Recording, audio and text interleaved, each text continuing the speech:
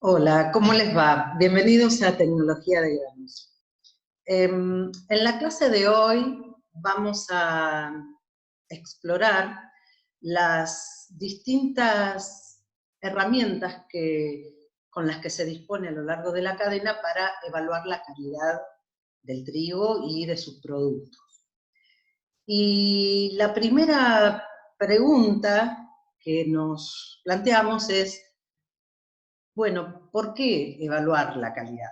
¿Por qué es necesario evaluar la calidad a lo largo de la cadena triguera? Miren qué preocupados están estos dos estudiantes para ver cómo responden esta pregunta. Bueno, y la realidad es que cuando hacemos una recorrida por la cadena granaria, por la cadena triguera, lo que vemos en realidad es que los distintos eslabones de la cadena, los distintos actores que participan en la cadena de trigo, no hacen más que plantear una circulación de mercadería. Tenemos una cantidad de relaciones comerciales entre ellos, entre la producción y el acopio, entre el acopio y la exportación, entre el acopio y la industria molinera, y así sucesivamente.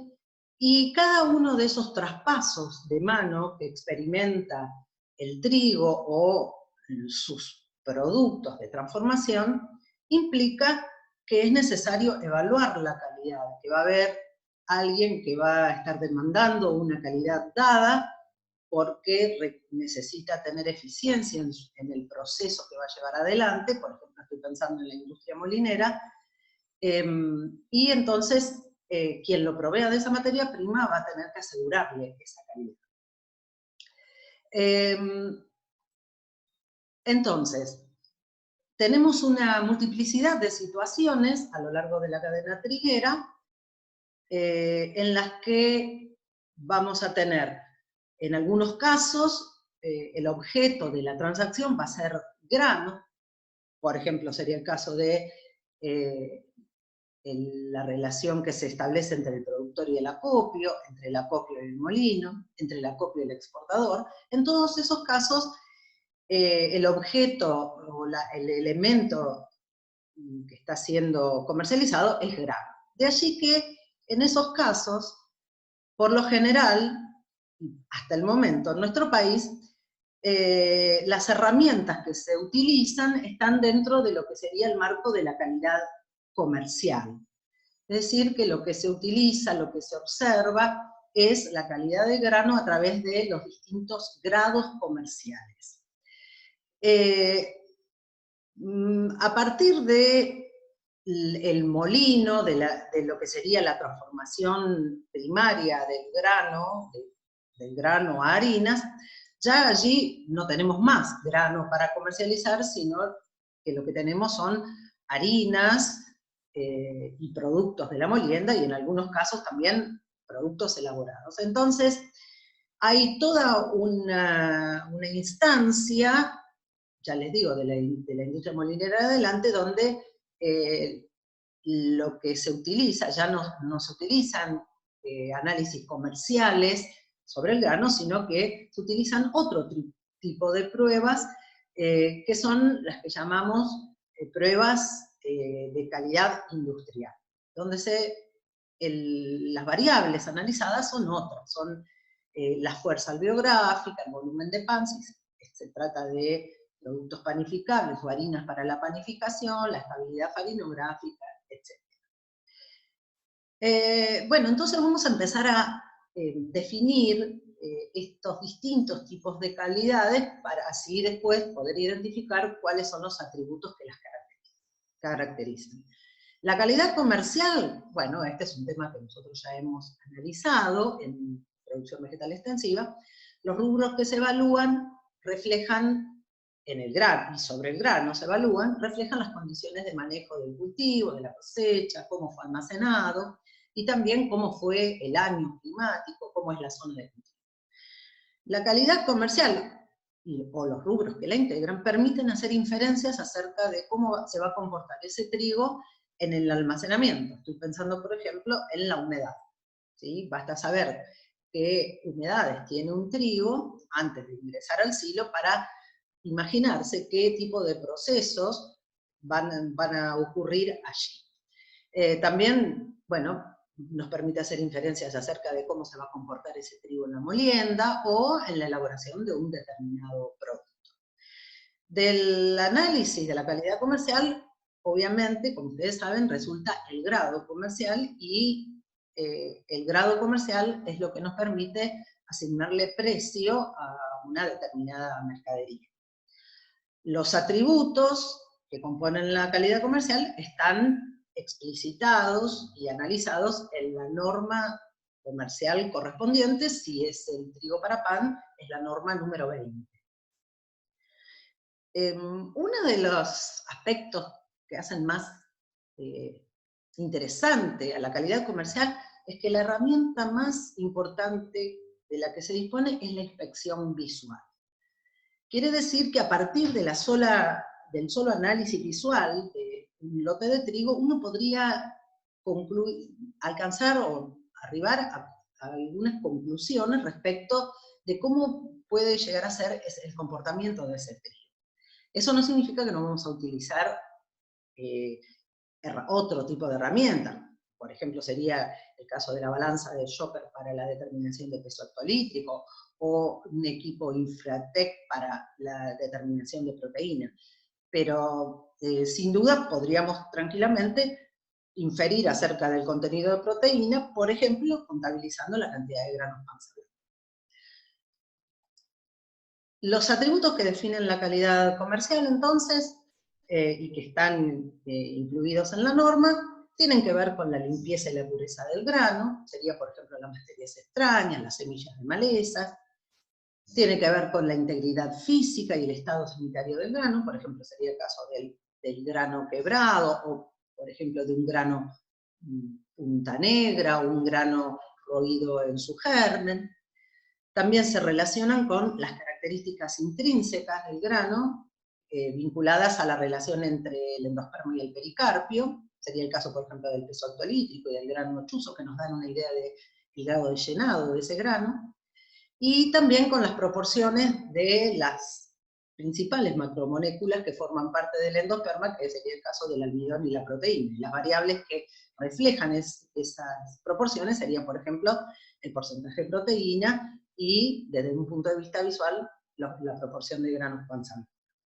Y bueno, otros atributos, por mencionar algunos, serían, por ejemplo, los olores, que tienen que ver con la presencia, una situación de presencia de gases de combustión, como consecuencia del mal funcionamiento de un equipo de aireación, por ejemplo, anexado al silo, o la presencia de hongos, y por supuesto también la humedad.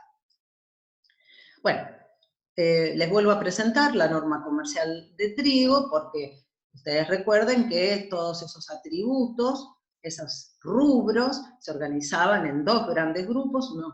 En un lado estaban los rubros que son más difíciles de manejar y por ende más riesgosos, y se engloban dentro de lo que uno llamaba rubros de condición, y por supuesto como consecuencia de ello condicionan la recepción del grano, y por el otro lado teníamos los rubros de calidad, que eran los que nos permitían, a través de su determinación, asignarle el grado comercial a esa mercadería. Dentro de los rubros incluidos en lo que sería la calidad comercial, existen algunos que los podríamos agrupar en un subconjunto, porque tienen un impacto directo sobre la calidad molinera. Y entre ellos podemos identificar, por ejemplo, sería el caso del peso hectolítrico, el grano chuzo, porque todos estos atributos se vinculan con el rendimiento de harinas o de sémolas en el molino y con las características visuales de las harinas o sémolas, como sería su blancura, su luminosidad o la presencia de picaduras. ¿Cuáles son los atributos que definen la calidad molinera? Bueno, les dije, algunos de ellos están explícitamente mencionados en la norma comercial, como sería el caso del peso hectolítrico.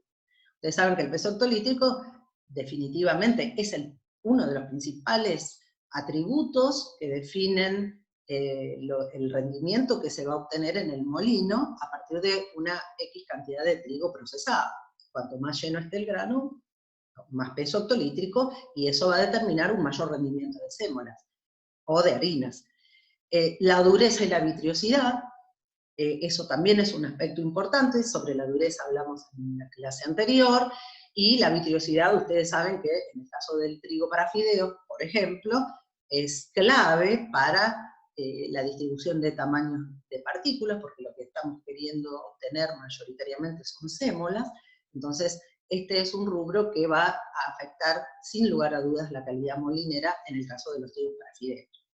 Y otro aspecto muy importante, otro atributo muy importante, que no está como tal en la norma comercial, que sería el caso de las cenizas, pero está vinculado indirectamente al peso hectolítrico. Ustedes saben que las cenizas del grano son los minerales que tiene el grano, y cuando un grano tiene un peso hectolítrico muy bajo, en líneas generales se disparan los valores de ceniza del grano, y eso, si estamos hablando, por ejemplo, de un trigo para pan, que se muele para la obtención de harinas blancas, eso va a ser muy contraproducente, porque altos niveles de ceniza tornan las harinas más opacas, más oscuras, y eso es considerado algo indeseable para los consumidores.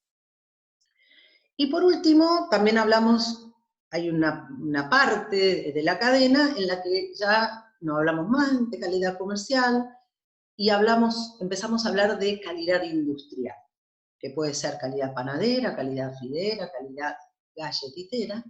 Esto es una definición mucho más compleja de la calidad, y se vincula más estrechamente con el destino de uso final de un lote de trigo. O sea, un lote de trigo puede tener una excelente calidad para la panificación y ser de mala calidad para lo que sería la elaboración de masitas y galletitas. Sería el caso de un trigo blando, por ejemplo, con niveles bajos de proteína, que por su condición de blando tiene baja fuerza de gluten y tendría un comportamiento inadecuado para lo que sería el proceso de panificación, pero sería un comportamiento deseado para lo que es la elaboración de masitas y galletitas.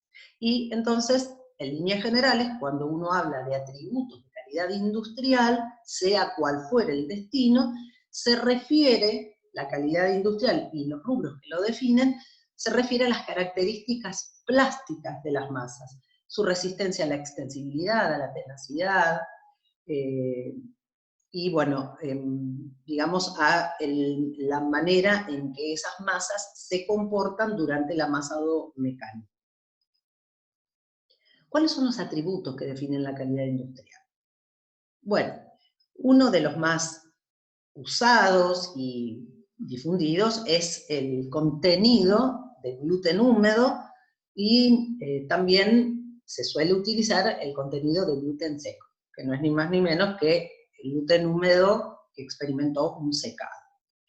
Ya la sola visualización del contenido de gluten húmedo en un punto nos da una idea si una harina o un trigo va a tener un buen comportamiento, por ejemplo, para la panificación.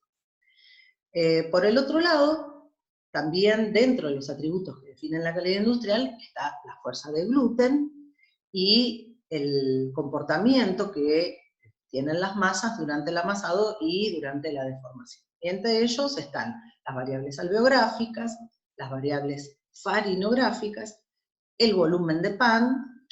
Si estamos hablando de fideos, la pegajosidad y el dente de los fideos, y si estamos hablando de masitas o galletitas, el diámetro de la cookie, como la hemos llamado en una clase anterior.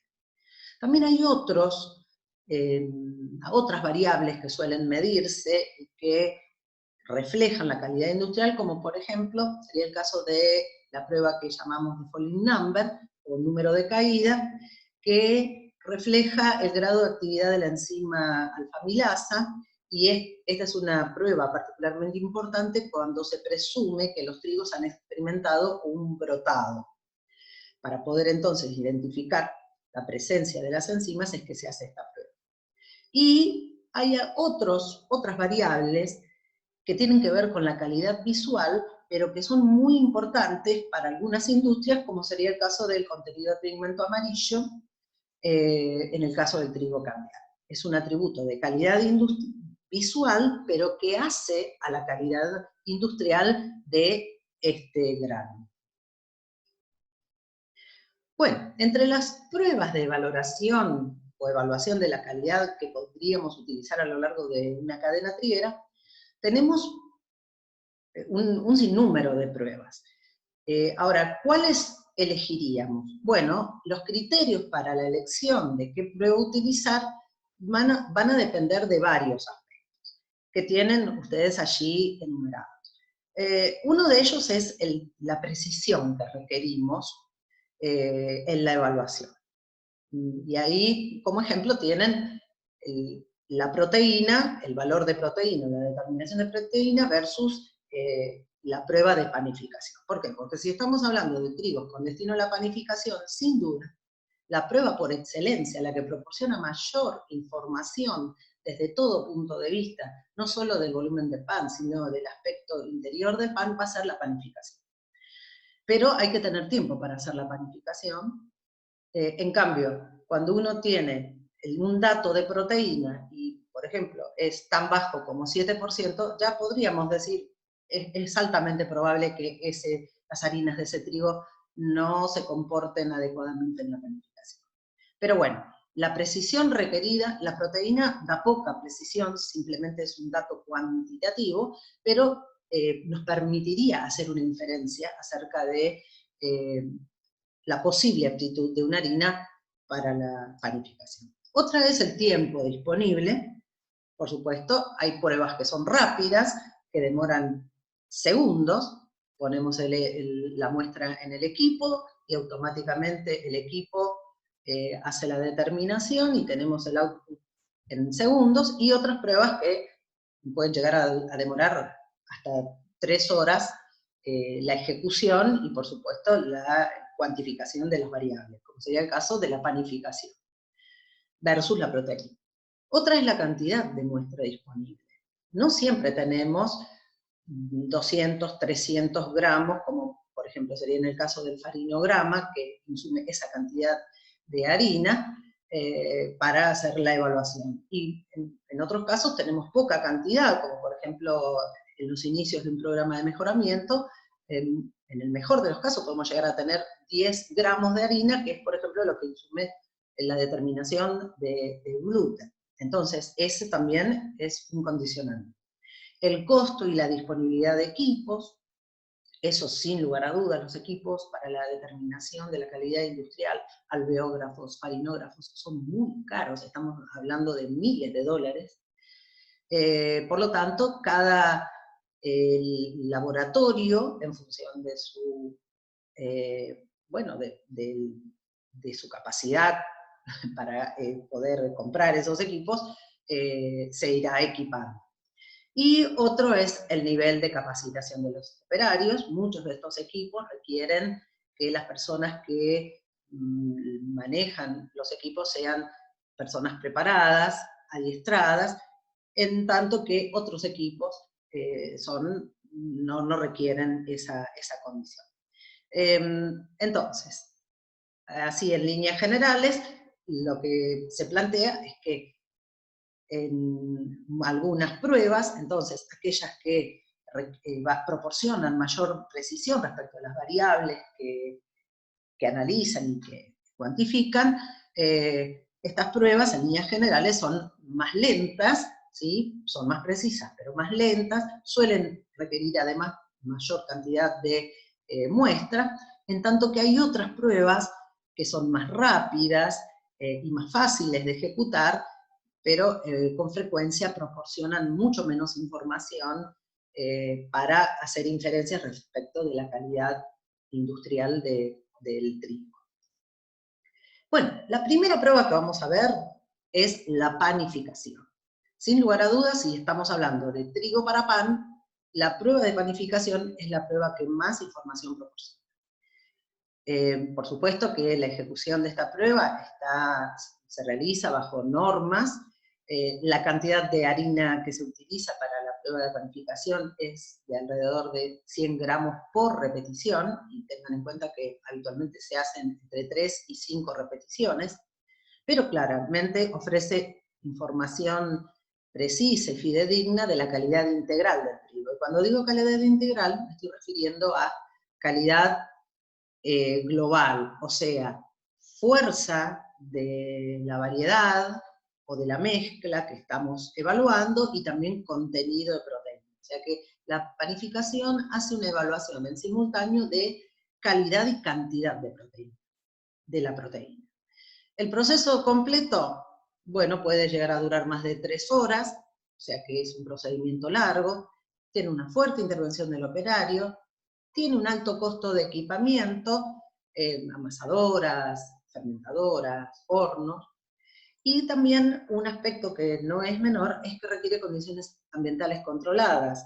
Y esto se los menciono porque cuando uno visita un molino, y habitualmente los molinos tienen instaladas las panaderías para ir chequeando la calidad de sus harinas, ellos hacen mucho hincapié en la importancia de tener, por ejemplo, un equipo de aire acondicionado, porque no es lo mismo hacer la prueba de panificación en el invierno que hacerla en el verano.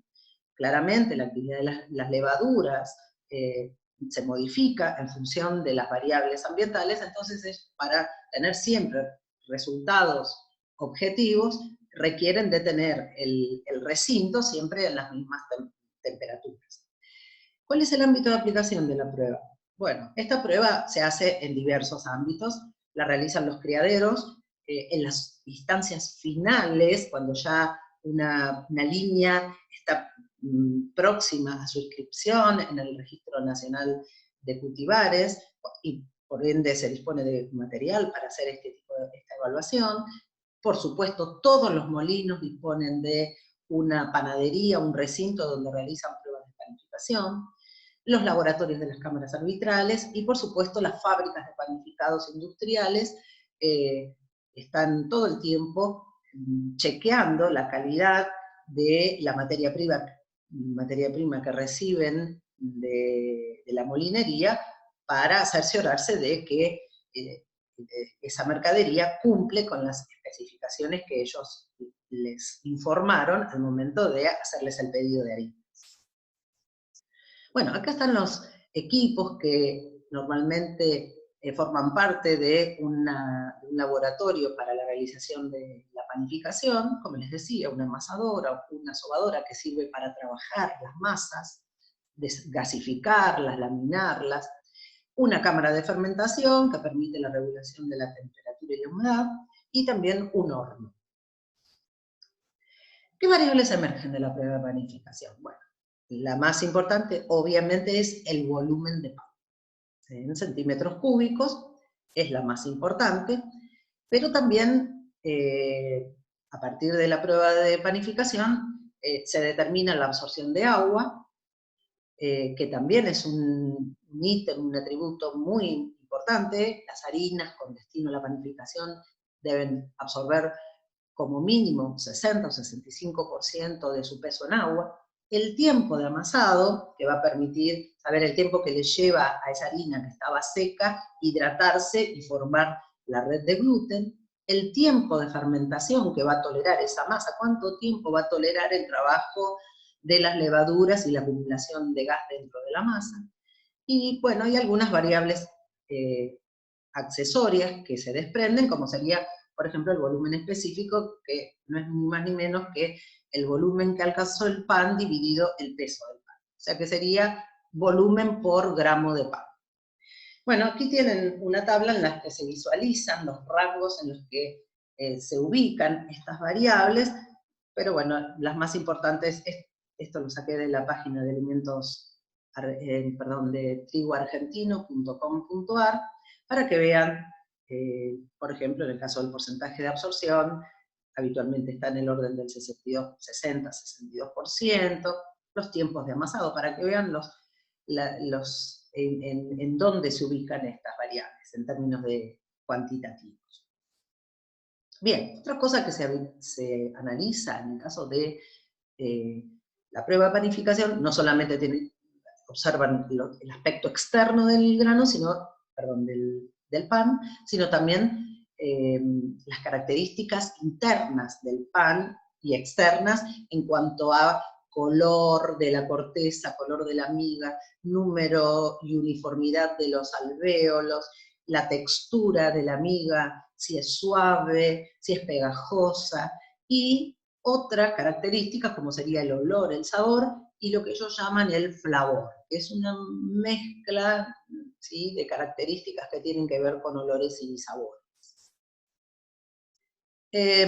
Como ya mencionamos en la clase pasada, el volumen de pan es uno de los 7 atributos que integran el índice de calidad industrial del trigo.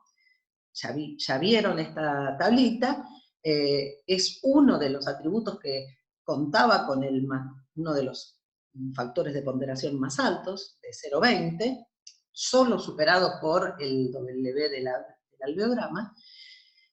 Y una cosa que es importante considerar es que el volumen de pan, si bien es una variable fuertemente influida por el genotipo, o sea, por el grupo de calidad al que pertenece la variedad, también está muy influenciado por el contenido de proteína. De hecho, esa es la razón por la cual en la norma comercial se bonifican las partidas con más de 11% de proteína.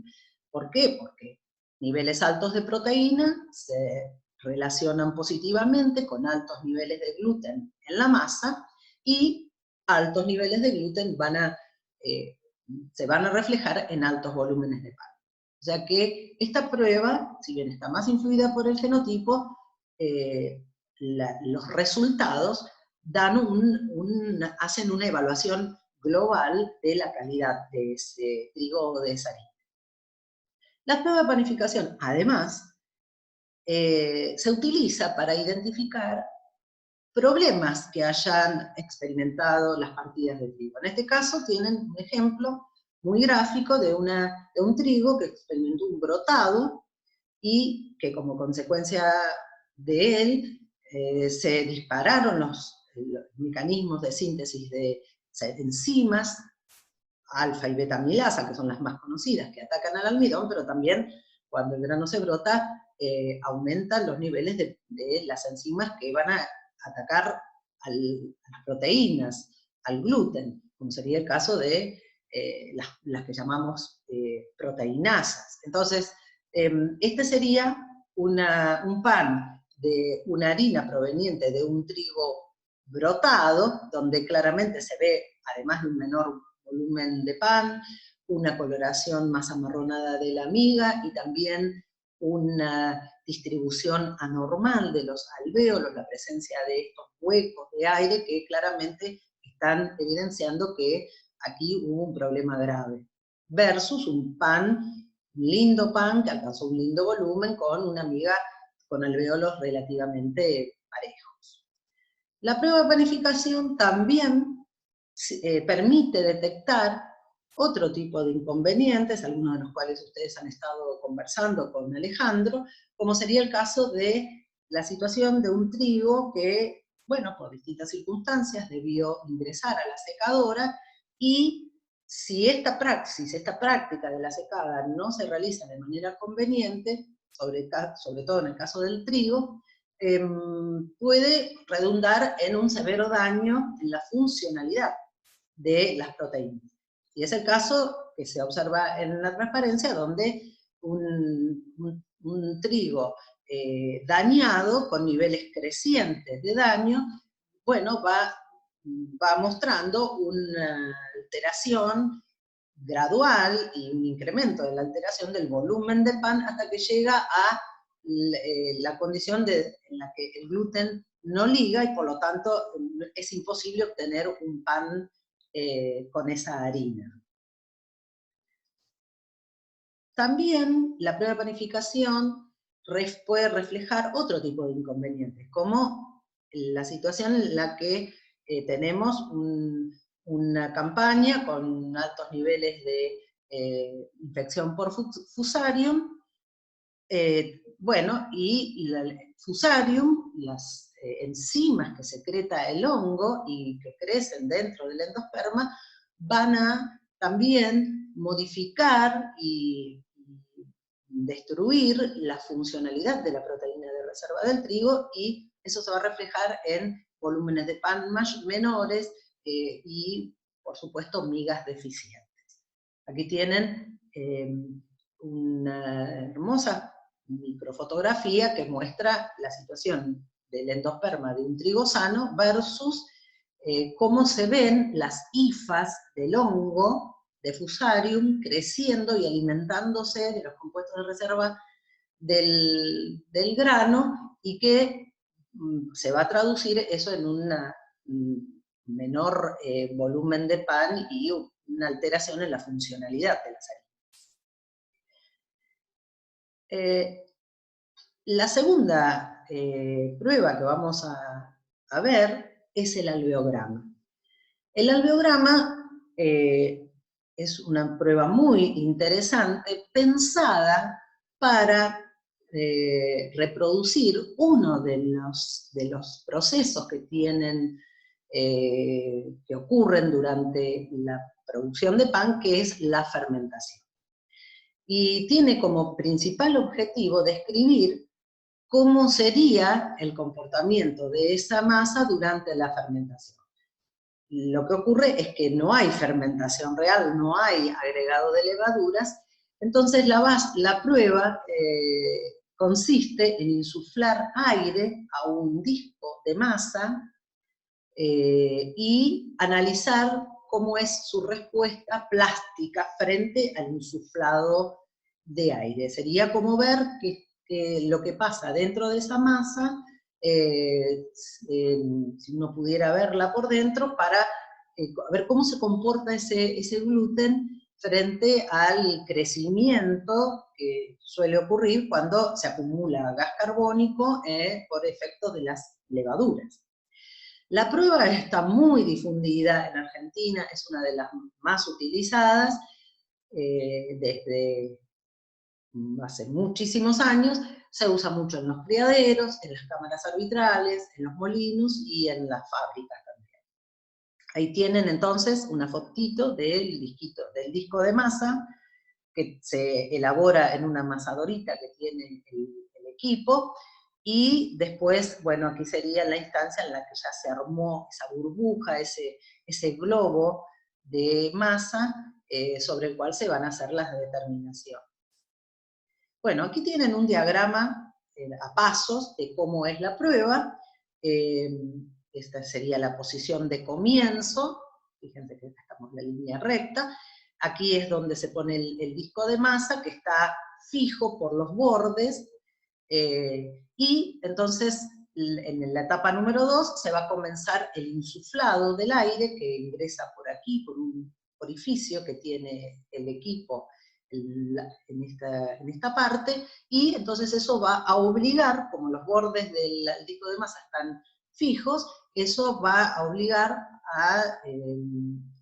va a insuflar aire al disquito, y va a empezar a crecer, a formarse una especie de globo, una bombucha de masa. Aquí tienen cuando ya el disco se ha expandido, se ha estirado, y lo que les quería mencionar, arranca la prueba, y es como cuando uno infla un globo, hay una fuerza inicial que ejerce, hay una tenacidad, nos cuesta, cuando inflamos un globo en un cumpleaños, nos cuesta estirar primero las paredes de ese globo, entonces ahí tenemos que hacer una fuerza adicional. Una vez que estiramos las paredes del globo, ya no tenemos, cuando empezaron a adelgazarse, no tenemos que hacer tanta fuerza. Lo mismo sucede con el disco de masa, baja la curva, desciende la curva, y hasta que ya por efectos estamos continuando, le estamos agregando más aire, hay un momento que el disco de masa o el globo de masa colapsa y se pincha, y aquí termina la prueba, y esta es la típica curva alveográfica. Bueno, aquí tienen un detalle de la curva, y lo que vamos a ver es cuáles son las variables que emergen de esta curva. Bueno, la más importante, la que ustedes más conocen, es el famoso W, que es la fuerza alveográfica o fuerza panadera, como también se la suele llamar, que no es ni más ni menos que el área bajo la curva, es una variable de fuerza, de trabajo, y las unidades en las que se mide es joules por 10 a la menos 4. Pero también de la curva alveográfica surgen otras variables, como sería el caso de la tenacidad, que es la variable P, en milímetros, y también la variable L, que es la extensibilidad, que también se mide en milímetros. Y otra variable es que la construimos, es la variable P sobre L, que habla del equilibrio entre ambas variables, entre la tenacidad y la extensibilidad. Por ejemplo, para una harina que se va a destinar a la elaboración de pan, lo ideal es que el PL esté alrededor de 1. Bueno, aquí de paso me había olvidado de decirles que la cantidad de harina requerida para la realización de esta prueba es de alrededor de 250 gramos, aunque hay equipos adaptados, con amasadoras adaptadas para trabajar con 50 gramos.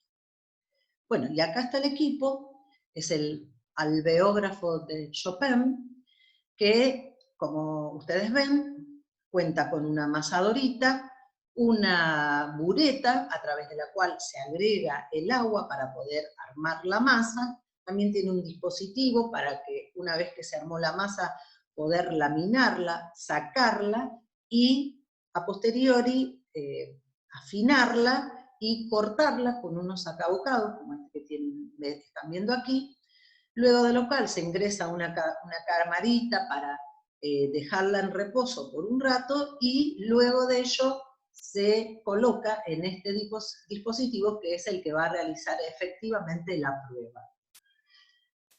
Bueno, aquí tienen el paso a paso de cómo el disco de masa, una vez puesto en el dispositivo, aquí estaría en un estado de reposo, se le empieza a insuflar el aire, acá vemos que empieza a englobarse, a formarse el globo de masa, acá la tenemos más grande, y bueno, acá también en un acercamiento, hasta que llega hasta esta instancia. Aquí aprovechamos a ver los sacabocados que se utilizan para cortar los disquitos de masa, y también parte del software del equipo, donde se va monitoreando toda la ejecución de la prueba. Bueno, acá tienen un acercamiento de las curvas que se van grabando en el equipo. La prueba se hace por quintuplicado, o sea que al final de la determinación tenemos la superposición de 5 curvas y los resultados promedios que arroja el equipo para las distintas variables que emergen del alveograma, el P, el L. Bueno, hay otras variables que no les mencioné, como el G, que es el inflamiento, el W, el PL, y otras que emergen de la misma curva. Bueno, aquí tienen cómo sabemos, cómo calificamos a una harina en función de las variables de W. Bueno, aquí tenemos para lo que sería la fuerza y el equilibrio PL, en líneas generales, para un trigo con destino a la panificación, valores que consideramos altos, sería por ejemplo mayores a 320 de W. Esta sería por ejemplo una harina ideal para la elaboración de un pan dulce, que requiere de mucha fuerza para poder sostener los ingredientes, los frutos secos, la fruta abillantada. Valores aceptables entre 250 y 300, por ejemplo sería el caso de una harina para una panificación artesanal, y valores inferiores, que se ubicarían por debajo de 250, para procedimientos o para panificaciones más cortas, sería por ejemplo el caso de las panificaciones que se llevan adelante en los hipermercados. Y en cuanto al equilibrio de P sobre L, lo que vemos es que, bueno, valores que están entre 1 y 1,5 suelen ser los mejores, si el destino es la panificación, y todo lo que se aleje de esos valores son aceptables, entre 0,7 y 1, y entre 1 y 2, esto ya casi sería muy tenaz, y por debajo de esos valores ya entonces estaríamos entraríamos en el caso de harinas con una performance inferior. Bueno, la fuerza alveográfica, como vimos en la clase pasada, es también una de las 7 variables incluidas o consideradas para la evaluación del índice de calidad industrial del trigo, y era la que tenía el más alto factor de ponderación, o sea que es la variable con mayor fuerza o poder sobre la concreción de este índice. Acá tenemos el caso de 3 variedades, viejas ellas ya, pero una perteneciente al grupo 1 de calidad, con un W de 350 y una proteína de 13,5, una correspondiente al grupo 2, con un W menor, y una del grupo 3, tomamos un ejemplo emblemático, que es una variedad baguette, con un W que se ubica por debajo de 200. Y les vuelvo a mostrar esta curva porque lo que muestra es que del mismo modo que ocurre con el volumen de pan, el W del alveograma, además de estar influido por el genotipo, aquí tenemos variedades del grupo 1, del grupo 2 y del grupo 3, también el W muestra una respuesta frente a niveles crecientes de proteína. O sea que los mejores valores de W los vamos a obtener con niveles proteicos elevados y con variedades del grupo 1. Y en el otro extremo, lo que se ve es que con niveles de proteína bajos, en líneas generales, las diferencias genotípicas se diluyen y se exalzan, o se hacen mayores, cuando los niveles proteicos son altos. Bueno, el alveógrafo o el alveograma, que es la curva resultante, también, además de permitirnos valorar la calidad del trigo, la fuerza panadera y comparar variedades pertenecientes a distintos grupos de calidad, también nos permite, del mismo modo que habíamos mencionado con la panificación, identificar harinas provenientes de trigo que han experimentado algún problema en el almacenaje, como es lo que ven aquí en el gráfico, donde se ven distintos niveles de, bueno, acá dice garrapatillado, que sería el equivalente a ataque por insectos, esto sería la curva inicial, y conforme aumenta la cantidad de insectos en la mercadería, por efecto del ataque y de las enzimas que segregan los insectos para poder alimentarse, lo que se observa es un deterioro en la fuerza que se refleja a través de el W y la curva alveográfica. Aquí también tienen un otro ejemplo que aplica al caso de un trigo almacenado en malas condiciones, por ejemplo, mal secado, ¿sí?, a temperaturas excesivas. Lo que se observa es una modificación sustancial de la curva alveográfica que se va como acortando, se va haciendo más alta, la masa se hace mucho más tenaz y menos extensible. Bueno, también el alveograma se utiliza para las mezclas. Del mismo modo que, por ejemplo, mezclamos trigos con diferentes humedades, por ejemplo, para bajar la humedad de un trigo que esté excedido, lo mezclamos con un trigo que tenga menor humedad. Del mismo modo, es posible mezclar trigos para que la mezcla resultante tenga o pueda responder a las especificaciones de algún industrial.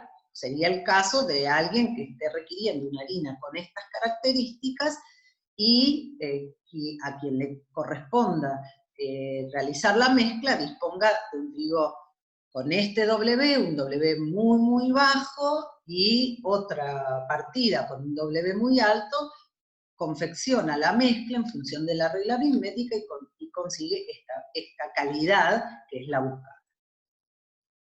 Bueno, y esto para ejemplificar que, digamos, a partir de la visualización del alveograma, uno automáticamente puede hacer una inferencia respecto de qué uso va a tener esa harina. Por ejemplo, cuando vemos un alveograma con una muy alta extensibilidad, un L muy grande y una tenacidad muy baja, imaginamos que esta harina se va a adaptar mucho más para la elaboración de masitas y galletitas, en tanto que cuando la tenacidad es mayor y tenemos una extensibilidad menor y el alveograma en líneas generales, el W es mayor, bueno, aquí estaríamos pensando en un destino un poco más ambicioso, como sería el caso de una harina para hamburguesas. Bueno, les dejo un link a YouTube para que vean cómo se realiza un alveograma. Hay mucha cantidad de videos en los que se ve la realización de un alveograma. Bueno, yo elegí este, pero ustedes pueden revisar un poco más en YouTube y elegir el que más les gusta. Bueno, la otra prueba sobre la cual vamos a hablar es el farinograma. Es una prueba también muy difundida en Argentina y que en este caso va a reproducir la prueba otra de las etapas que se llevan adelante en el proceso de elaboración de pan, que es en la etapa del amasado. O sea que el procedimiento, la prueba farinográfica, va a emular, va a simular qué pasa, o va a evaluar qué pasa con una masa cuando es sometida a un amasado mecánico continuo. Y lo que va haciendo la prueba es registrar cómo esa masa se comporta, porque tienen que pensar que una masa es como un músculo, ¿sí? Piensen en el gluten que está contenido dentro de la masa, y en el mientras tanto las paletas de la amasadora se mueven, es como un músculo que se va desgastando. Entonces la prueba lo que va evaluando es si esa masa, si esas fibras de gluten tienen capacidad para resistir largos tiempos de amasado o si rápidamente colapsan. El ámbito de aplicación de la prueba es muy similar al del alveograma, también se realiza en criaderos, en cámaras arbitrales, en molinos y fábricas, y esta prueba en particular se empezó a utilizar en Argentina a demanda de nuestro principal cliente en el mercado de trigo y harinas, que es Brasil, porque en Brasil es la prueba industrial más importante. La prueba farinográfica se realiza con un equipo que es el farinógrafo de Bravender, que consta obviamente de una amasadora, que es el punto neurálgico de la prueba, con una bureta para el agregado de agua a la harina. Trabaja con las amasadoras tradicionales, admiten muestras de 300 gramos, pero también hay algunas adaptaciones para poder trabajar con menos cantidad de muestras, y entonces, por ejemplo, esto hace que la prueba sea interesante para poder realizarla en generaciones un poco más tempranas. Se puede empezar a realizar en una F5, cuando hasta tener 300 gramos y poder hacer varias repeticiones, eso podríamos usarla, por ejemplo, en F7, F8 o F9. El equipo, la amasadora, las paletas del equipo están, digamos, anexadas a un dínamo que es el que va a ir registrando la distinta resistencia que va a ofrecer la masa durante el amasado. También todos los equipos modernos disponen de un software donde se va registrando la curva y que por supuesto procesa la información y va hacia el final de la prueba a emitir un output con los resultados. Bueno, aquí tienen un detalle de un equipo moderno con la amasadora y la bureta que sirve para el agregado del agua y poder armar la masa. La prueba farinográfica consta en realidad de 2 etapas que se ejecutan por separado. La primera etapa es la de determinación de la absorción de agua. O sea, se pesa la muestra de harina, se pone en la amasadora y con la bureta se va agregando de manera gradual, se prende el equipo y se va agregando de manera gradual agua. Y el equipo entonces va registrando cómo es el comportamiento. Piensen que al principio la harina está suelta, seca, pero conforme le agregamos el agua se va hidratando y entonces empieza a formarse la masa. Y la prueba lo que busca es determinar la cantidad de agua que hay que agregarle a esa harina para que alcance la consistencia de 500 unidades Bravender. O sea que cuando la curva se ameseta en las 500 unidades Bravender, se detiene el agregado de agua de la bureta y esa primera parte entonces se mira qué cantidad de agua fue necesaria y se anota. Y eso va a ser el porcentaje de absorción de agua de la harina, para alcanzar una consistencia arbitraria que es de 500 unidades farinográficas o unidades Bravender, porque con el equipo de Bravender las unidades son Bravender, pero son unidades de consistencia. Una vez hecho esto, se retira la masa del equipo, se limpia la amasadora y viene la última etapa, la segunda etapa, que es la realización de la curva farinográfica propiamente dicha. En este caso se vuelve a agregar la harina y se va a agregar de una vez la cantidad de agua que se calculó en la etapa anterior para que la masa alcance las 500 unidades. Y se pone el equipo en marcha, aquí, esto es minutos, y estos son consistencia o unidades farinográficas o unidades de Bravender, y entonces el equipo se agrega de una vez el agua y el equipo empieza a trabajar y obviamente el sistema de registros del equipo va a ir copiando, va a ir registrando el aumento en la consistencia de esa masa conforme la harina se va hidratando. Y por supuesto, la máxima consistencia que va a alcanzar esa masa va a ser la de 500 unidades, porque el agua fue calculada para alcanzar esa consistencia.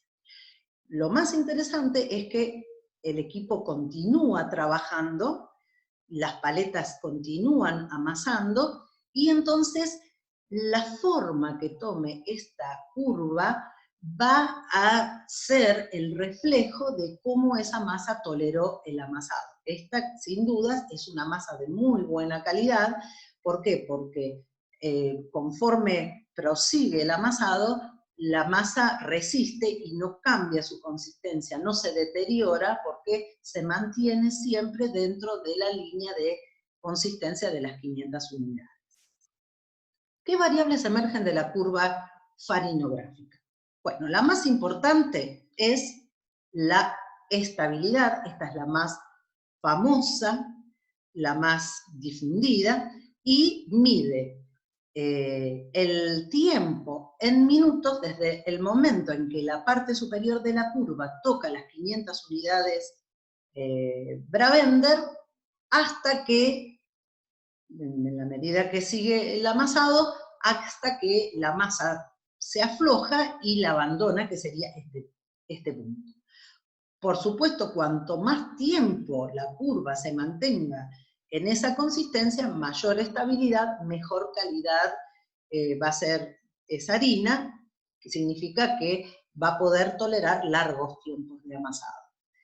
Bueno, también de la curva emergen otras variables, como sería el caso del tiempo de desarrollo, que es el tiempo que le insume a la harina desde el inicio de la prueba, desde que le agregamos el agua, hasta que alcanza la consistencia de las 500 unidades Bravender, eso tomado en el momento del pico, en la parte superior de la curva, perdón, la parte media de la curva. Cuando toca las 500 unidades, se toma el tiempo, y entonces ese será el tiempo que le insumió a la masa a alcanzar las 500 unidades. También se mide el grado de aflojamiento, que se mide en unidades Bravender, en este caso, y que muestra, ahí sí, desde el momento en que la curva tocó alcanza la máxima consistencia, y cuánto se va a aflojar al cabo de 12 minutos de alcanzado el pico. O sea, contando desde este momento 12 minutos, cuánto se aflojó en unidades Bravender esa masa. Bien, la estabilidad, que es, conforme les dije, una de las principales variables que emergen de la prueba farinográfica, recuerden ustedes que también es otro de los 7 atributos medidos para el cálculo del índice de calidad industrial. Recuerden que el factor de ponderación en este caso era de 0,15, y acá tenemos entonces las curvas farinográficas de variedades correspondientes al grupo 1, al grupo 2 y al grupo 3, donde, bueno, fíjense ustedes, aquí se observa que rápidamente, una vez que superó las 500 unidades Bravender, lo que se observa es una disminución en la consistencia de las masas como consecuencia del colapso de las fibras de gluten debido al amasado. Bueno, ¿cuáles son los valores que emergen de la curva y cuáles son, digamos, los niveles? Bueno, vamos a focalizarnos en los dos aspectos más importantes, que serían la absorción de agua y la estabilidad. La absorción de agua, como ya les había mencionado, si estamos hablando de un trigo con destino a la panificación, debe ser superior al 65%, en líneas generales, con que sea mayor al 60%, está muy bien. Niveles aceptables entre el 60 y 65%, y por debajo del 60% ya eso estaría indicando que es una harina que va a tener un comportamiento deficiente en la panificación. Y en lo que hace a la variable estabilidad, valores por encima de los 10 minutos son muy, digamos, harinas de muy buena calidad, van a tolerar largos tiempos de amasado, aceptables entre 5 y 10, y por debajo de 5 minutos son valores inferiores.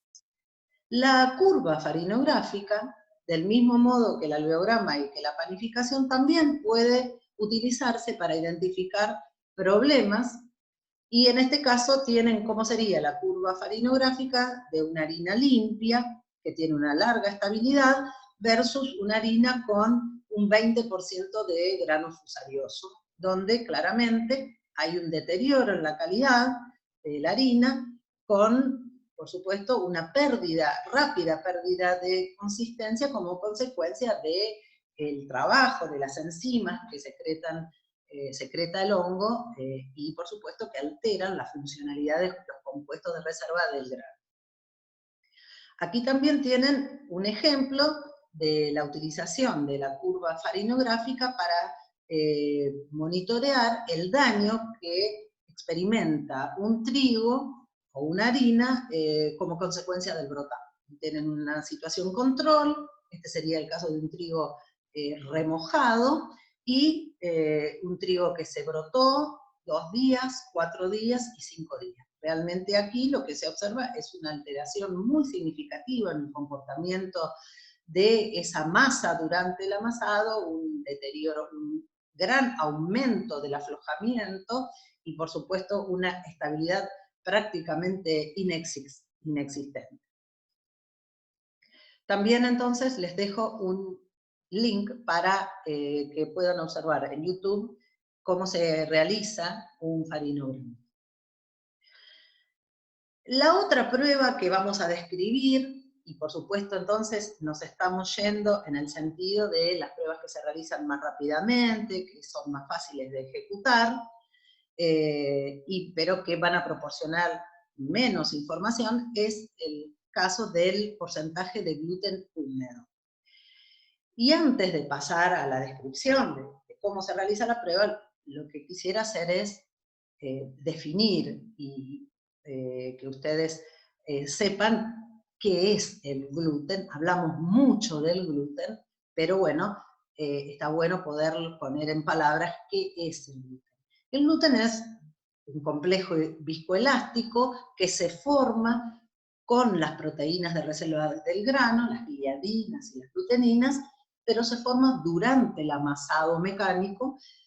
Si no hay amasado mecánico y agregado de agua a la harina, no hay formación de gluten, y entonces, conforme las proteínas de reserva de la harina se hidratan, se van entrelazando entre sí mediante la formación de enlaces de sulfuro, pero también de enlaces de hidrógeno, enlaces covalentes, y eso le va a conferir, es el complejo, la estructura, es el entramado que le va a conferir a las masas provenientes de trigo su viscoelasticidad característica.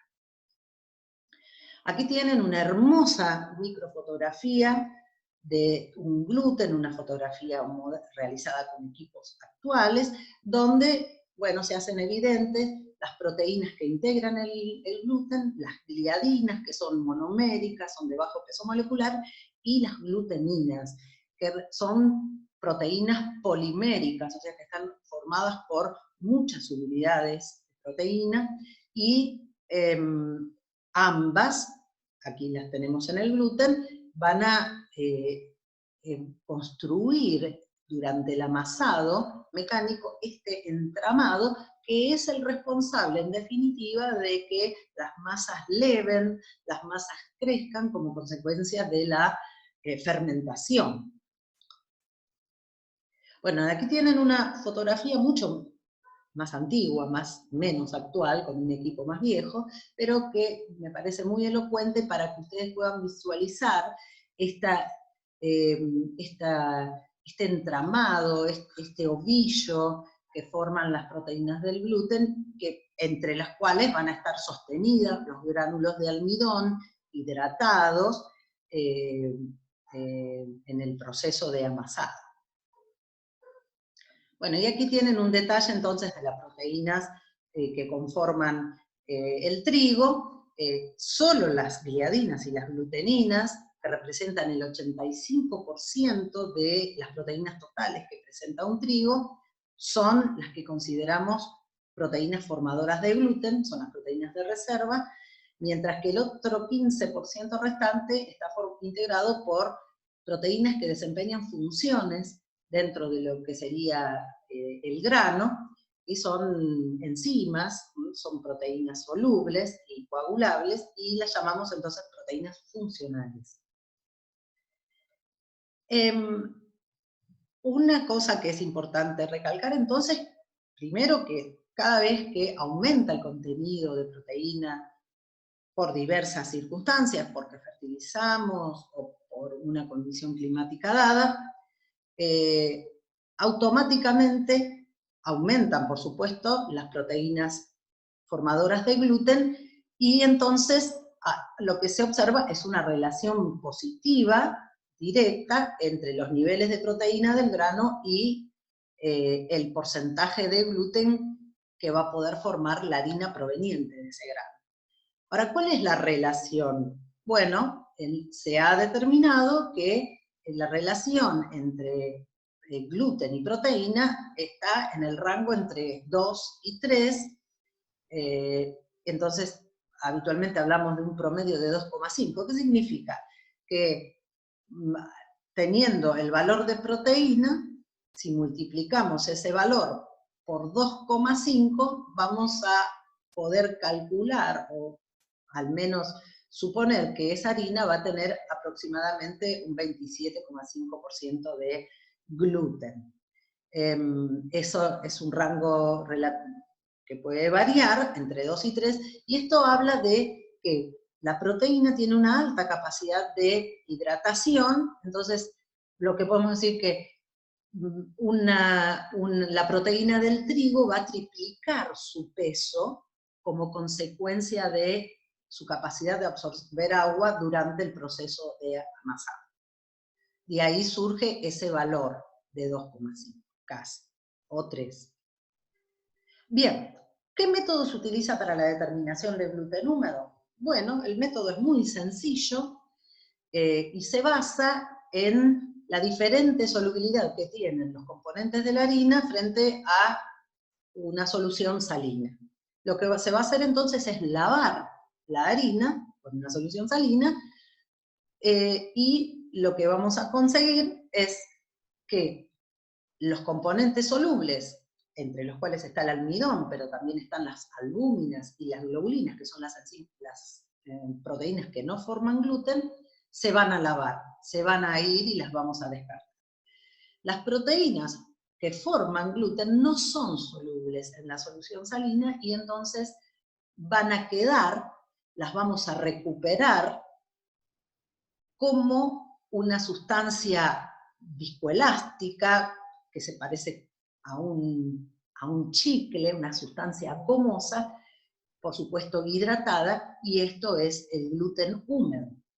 La prueba se realiza con 10 gramos de harina, que se van a lavar con la solución salina por espacio de 5 minutos, trabaja el equipo, y una vez ocurrido eso, lo que se hace es hacer un centrifugado para sacar el exceso superficial de agua y se pesa. Y a partir de estos datos, lo que se hace es expresar los valores de gluten húmedo sobre base 13,5, que es la humedad de referencia de la harina. Y allí se hace el cálculo entonces de porcentaje de gluten húmedo. Bueno, aquí les muestro el equipo con el cual se hace la determinación, que se hace por duplicado. El equipo se denomina Glutomatic. Aquí tienen el sistema, un sedazo, aquí se pone el vaso que va a recibir todo lo que vaya cayendo del lavado, y el sedazo, les decía, tiene unas pequeñas paletitas que se mueven de manera circular, van a hacer el efecto de amasado sobre ese sedazo, y todo lo que es soluble va a ir filtrando por ese sedazo y el gluten va a quedar retenido aquí. A partir de esta prueba podemos obtener el gluten húmedo, tal cual lo vimos, o también el fabricante suele proveer de un equipo que es un secador automático para la determinación de gluten seco. Ponemos el gluten en este equipo, que sería como una waflera, lo cerramos, lo calienta y se obtiene un gluten que es como si fuera una hostia transparente, que es el gluten seco, y también el gluten seco entonces es otra manera de expresar el contenido de gluten de una harina. El contenido de gluten es una variable cuantitativa. Y si nosotros lo comparamos con la panificación o con el alveograma, en un punto proporciona menos información acerca de cuál puede ser la performance de esa harina para un proceso industrial. No obstante, quienes trabajan en los laboratorios tienen la posibilidad de, a partir de lo que sería una evaluación sensorial del gluten entre los dedos,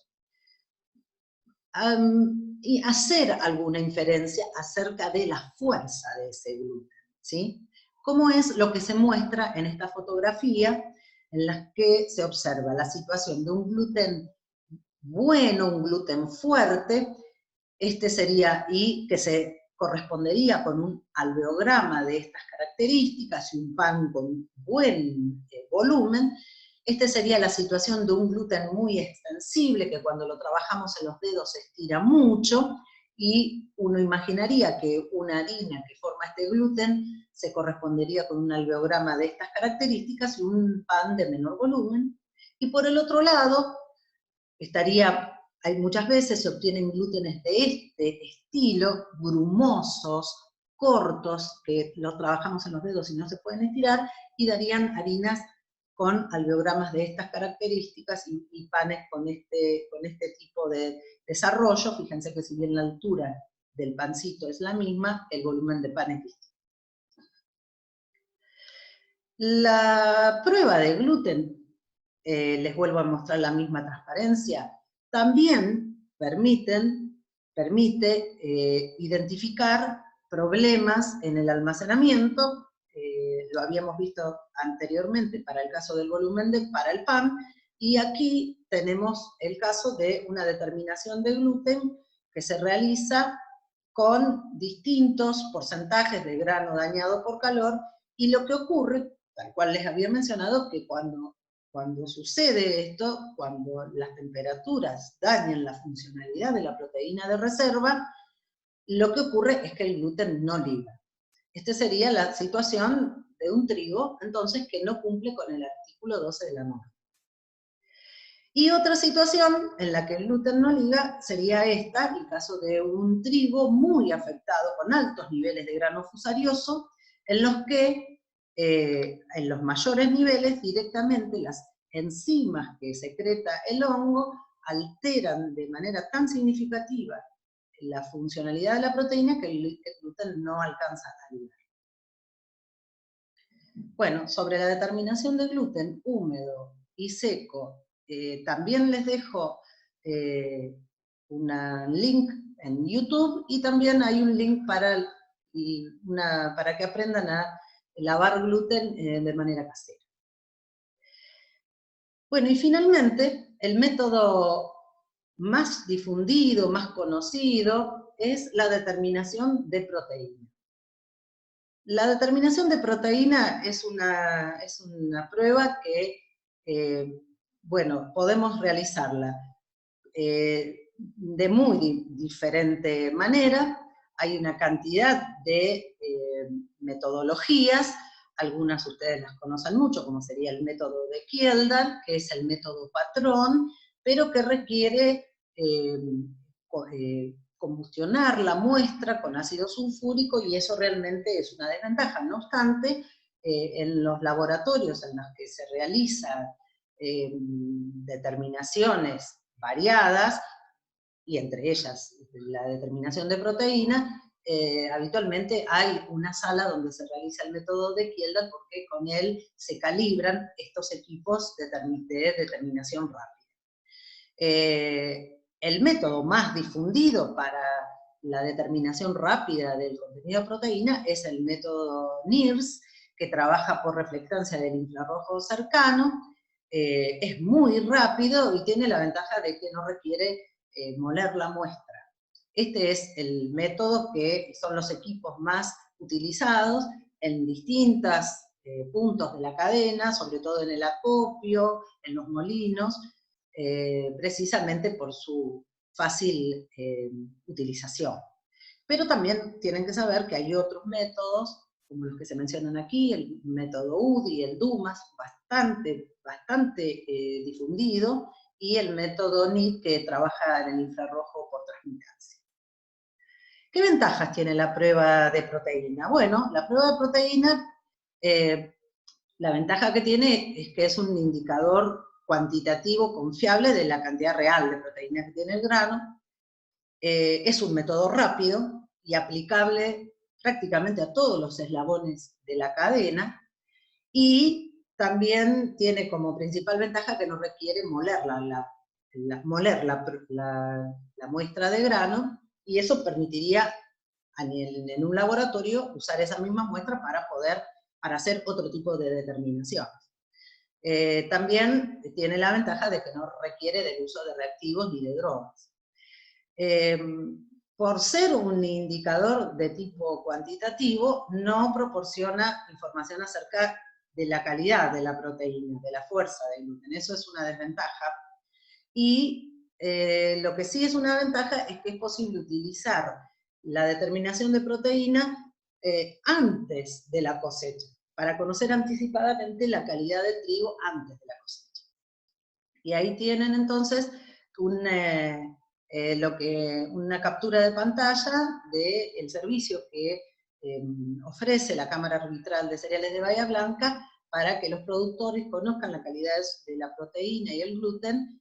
Ellos hablan de 600 espigas a 400 gramos antes de la cosecha. Bueno, y aquí les separé las desventajas. Una de ellas es entonces que, como es un método, un indicador de tipo cuantitativo, no proporciona información acerca de la calidad de la proteína, o sea, de la fuerza del gluten. Y la otra desventaja es que no proporciona información acerca de la funcionalidad de la proteína, es decir, de su capacidad para la formación de gluten, como sería el caso del grado dañado por fusarium o del grano dañado por calor.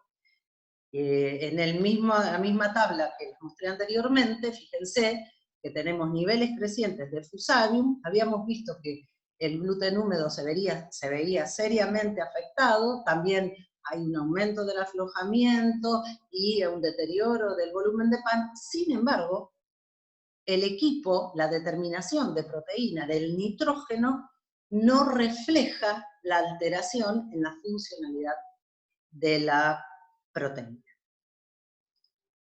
Bueno, y con esto entonces damos por terminada esta parte de la clase, que vamos a continuar con una segunda instancia en un próximo video.